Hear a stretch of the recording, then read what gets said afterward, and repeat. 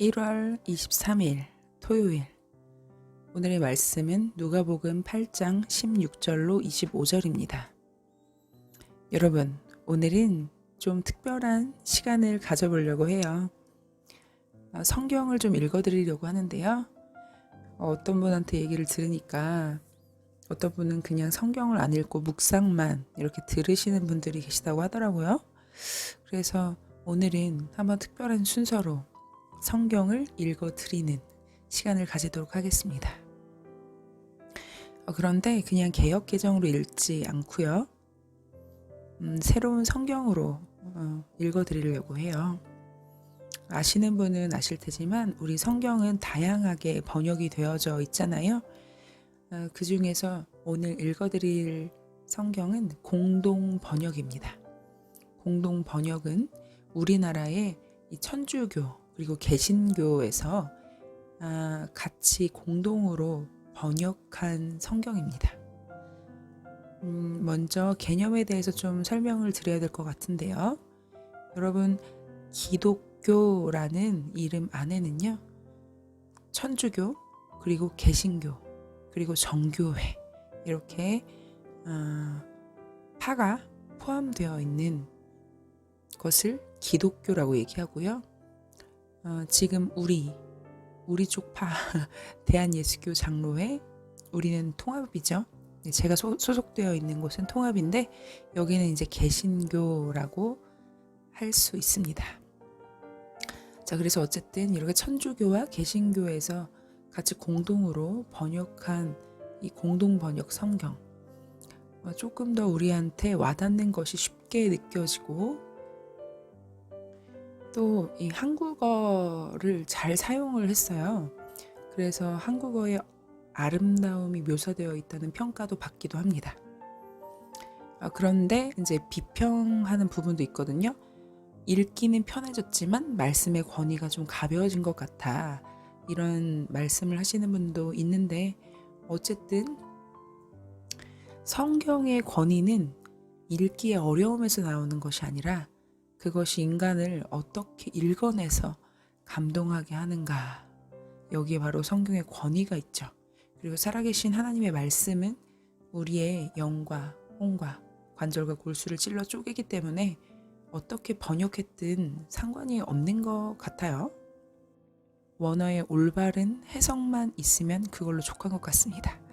자, 그럼 오늘 본문 공동 번역으로 읽어드리겠습니다.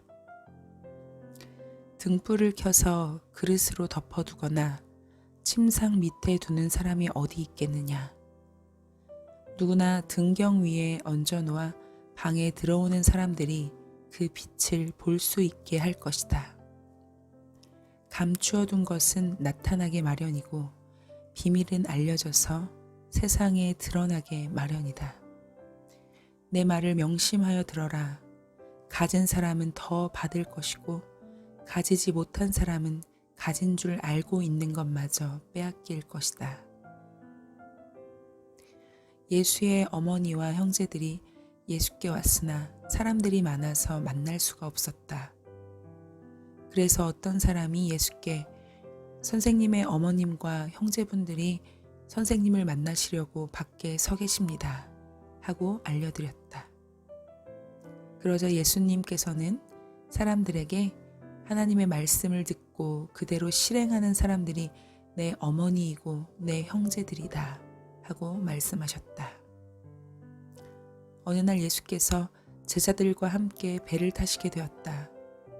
예수께서 호수 저편으로 건너가자 하고 말씀하시자 제자들은 배를 젓기 시작하였다. 일행이 호수를 건너가고 있을 때에 예수께서는 잠이 드셨다. 그때 마침 무트로부터 호수로 사나운 바람이 내리불어 배에 물이 들기 시작하며 사람들이 위태롭게 되었다. 제자들은 예수께 가서 흔들어 깨우며 선생님, 선생님, 우리가 죽게 되었습니다. 하고 소리쳤다. 예수께서 일어나 바람과 사나운 물결을 꾸짖으시자 바람과 물결이 잔잔해지고 바다가 고요해졌다. 예수께서는 제자들에게 너희의 믿음은 다 어떻게 되었느냐 하시며 책망하셨다. 그들은 두렵기도 하고 놀라기도 하여 도대체 이분이 누구신데 바람과 물결까지도 그 명령에 복종하는가 하고 서로 수군거렸다. 네, 여러분, 공동번역으로 들으시니까 조금 더 쉽게 다가오시죠. 자, 먼저는 예수님께서 등불을 등경 위에 올려놓는다고 말씀하십니다. 여러분, 등경은 다 아시겠지만 등불을 걸어놓는 거리예요. 조선시대 이럴 때 초를 올려놓는 방 안에 이제 등경을 놓고 그 위에다 초를 올려놓습니다. 그러면 온 방이 불빛으로 가득 차게 되죠. 예수님께서는 빛이 모든 것을 드러낼 것이다 라고 말씀하십니다. 빛은 무엇일까요?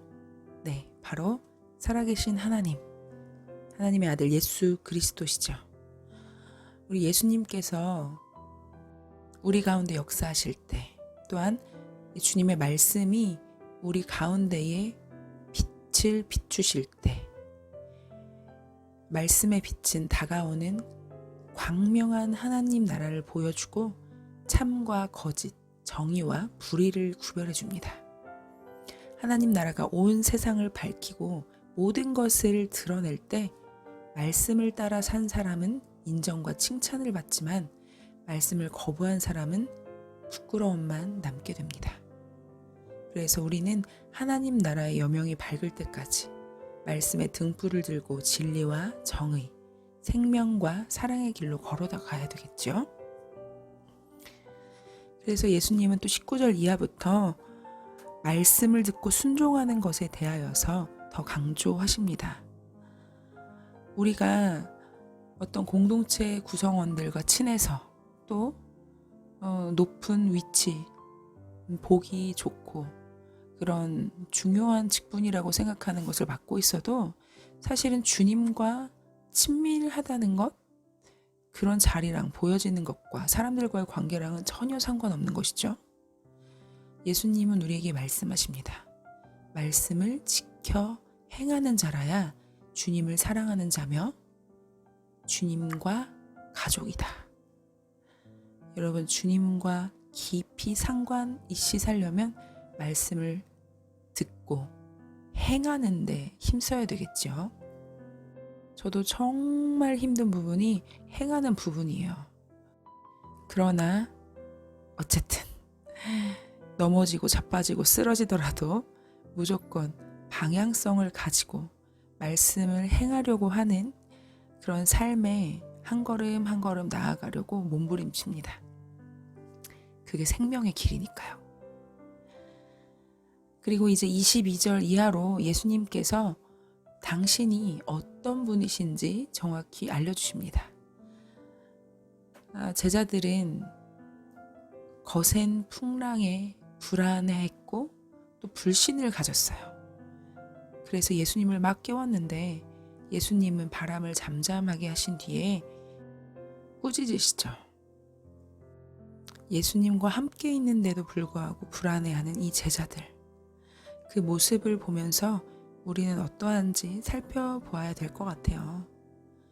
주님을 믿는다고 하면서도 여전히 불안해하고 불신하고 있다면 나는 누구를 믿고 있는 것일까요? 나는 무엇 때문에 불안해하는 것일까요?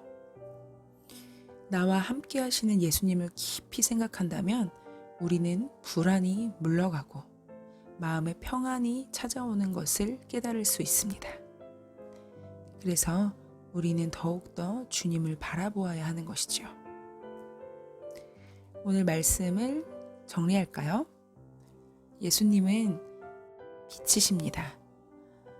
이 빛이 우리 가운데 올 때에 숨겨진 것 하나 없이 모든 것은 다 드러날 것이며, 특별히 이 말씀을 듣고 순종하는 사람, 이 사람이 바로 주님과 깊은 관계가 있는 사람입니다.